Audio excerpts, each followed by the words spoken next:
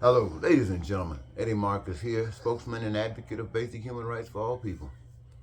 This is Christmas weekend, and I think, maybe the 28th, the 29th, I'm not certain right now.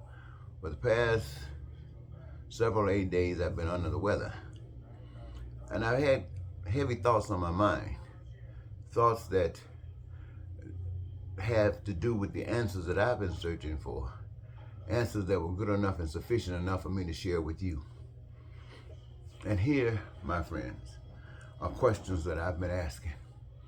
I've been asking about God, and I'm using this video to direct this message from not just my mouth, but at least from a perspective of what God means to me. I wonder when we hear people say God is love. You've heard that expression before, haven't you? And they tell you that God is all love. All love. You remember growing up and people telling you that God was all love? All love. And as you would grow up, you would ask yourselves, well, where does evil come from? Where does hate come from? Where does lying and cheating and all that stuff come from? And you really never got an answer? They would tell you the devil. Then you say, well, where did the devil come from? And you never got an answer? I bet you right now you couldn't answer that. But you see as much evil around earth as you see good. In fact, when you start talking about the goodness of the earth, or God in relationship to the earth, it's what God has made. The valleys, the heavens, the earth, the waters, the trees, the grass, the food, all of that, all God. And then you look at this other stuff and you just can't figure it out. You can't figure it out for anything. But somewhere they said if you just keep searching with a pure heart, that one day God might show it to you. And I would like to think that when it comes down to God, I've seen so much evil. I have seen so much hate. I've seen so much stuff that's anti-God that I just totally don't want to have anything to do with, till I just turn and say, when God wants me to know, God will tell me. And so, considering all of the things that's happened in the past year, ladies and gentlemen, I'm talking about everything you can think of, politics, religion, you just name it. And the question still becomes, what is God? Is God love? And what is love? Well, I believe that the answer that God has given me that I will share with you is this. Is that when God made man, he gave man a portion of the responsibility of creating man. Man is made also by man's choices. What am I saying? I'm saying God says that if God is love, then we who are of God are love. And if God is loved by the love that he shows, then those of God are loved by the love they show. And God made us in such a way as human beings that our survival on this earth is predicated on our ability to play our part. And what is our part? Our part is to look after one another. Our part is to make sure that what we need, what you need, what I need, what I need, what I need, what I need, what I want, what I desire. Our part is to make sure that they are met. God has given us the wherewithal to handle that responsibility. And in doing that, this is how we establish that God is love everywhere. We on this earth survive because we love one another. We make sure that there's no one on this earth that's homeless. Why? Because we're love. And God don't like it any other way. We make sure that everyone on this earth never have to suffer for food. Why? Because we are love. And we make sure that the skills and all of the ability that God has ever gave me, has ever given any of us, is utilized to provide that we never suffer hunger. God, my friends, this is what love is showing us. Love is showing us through God that we never have to suffer for shelter, if I haven't said that before. We never have to suffer for homelessness. We never have to suffer for a lack of education. We never have to suffer for a lack of health care. We never have to suffer, to put it bluntly, for anything that we as human beings want, need, or desire. Why? Because God made it that we play our part in providing those things for one another. They come and they go, changes and things go up and down. You just can't pick one little way. But they come in different cycles, different ways. But we, with the ability that God has given us, recognize every last one of them. And we make sure that every last one of our wants, every last one of our needs, every last one of our desires are met. Why? Because it is God, and it is the only thing that is God. Only thing that is God. Well, so if we are godly, if we are God's children, if we know God, then this love that we say God is who we are.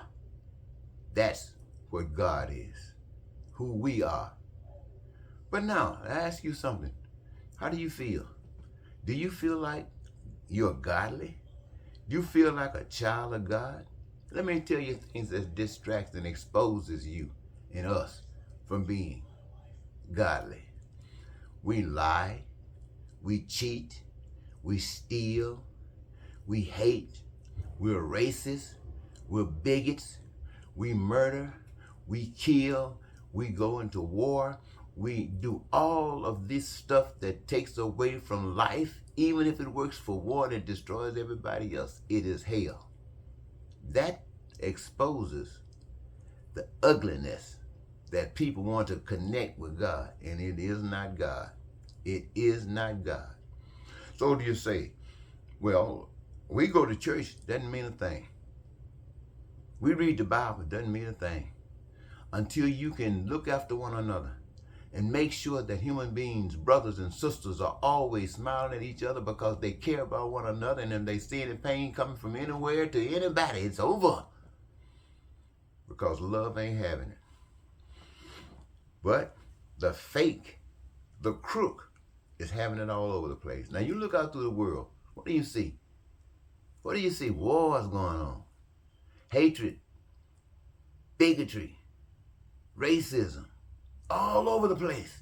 You got a president of the United States that hates, a racist. He just doesn't even hide it. But America says, this is our president. Now he wants to trick the people throughout this country. And it's so easy to trick black people. They've suffered so much. To tell them if you can give a few black people a dime, they'll go out and tell the world that this act is the best act that they've ever received. And so they get people confused. This man ain't that bad. This man is godly too. It's a trick. It's a trick. You know why it's a trick? What was he doing before? Lying and cheating and stealing. And what is he doing now? Conniving. So my message to you, ladies and gentlemen, is this. I don't feel too good. I've been preaching for 40-some years. You never listened to me before. And I'm sure you're not going to listen to me right now. But I'm not going to worry about it. No, I'm not going to worry about it, because when you know the truth, you don't have to run. You don't have to hide. The truth is always with you. And so this is my truth to you, ladies and gentlemen, as it has been given to me. God made all human beings, and he gave us all the potential to respond with responsibility in finishing the making of man by becoming lovers just like God, looking out just like God for one another, suffering for nothing just like God for one another. There's no homelessness, no starvation, no lack of this or lack of that. Why? Because we as human beings have done our part. We have been given the part that God gave us, and we have fulfilled it. And we are godly. Now, you know anybody in this country that's just like that? I'm not going to say there aren't. There got to be some, because God still allows us to be here. But I bet you can't put your finger on it, because every last one of us, as we can see, are crooks. We have never known what God wanted us to do, and we've never done it. Our hearts might have been telling us, but we couldn't interpret it. We are demons. But we aren't just a demon. We still have the potential of being godly. But we aren't today. We aren't today. Why?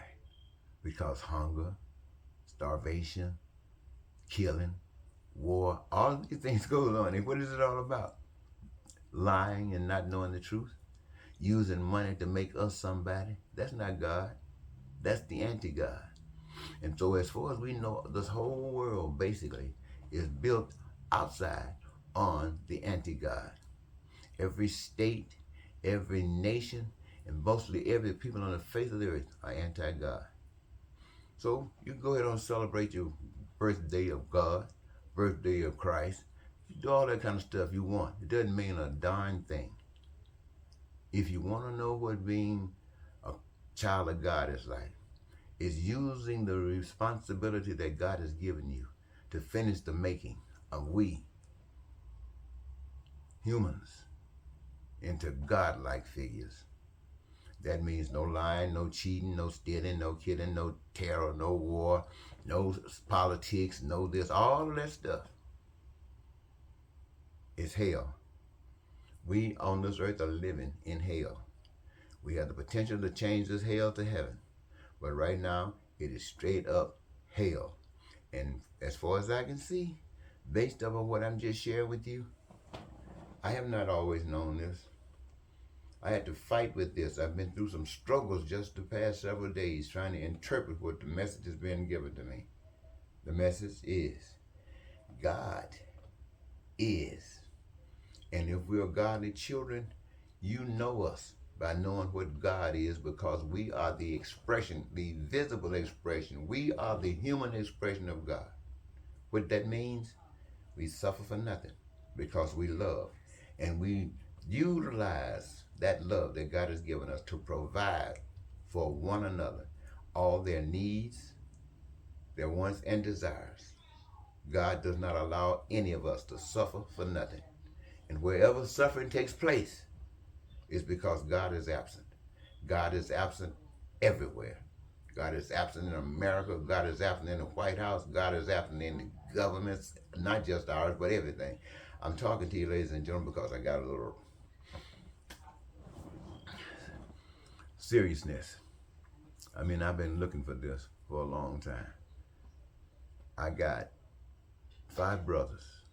Well, and there's 2 of us living, my baby brother and me. I'm the oldest one. But I got 5 brothers that have just passed away just like that.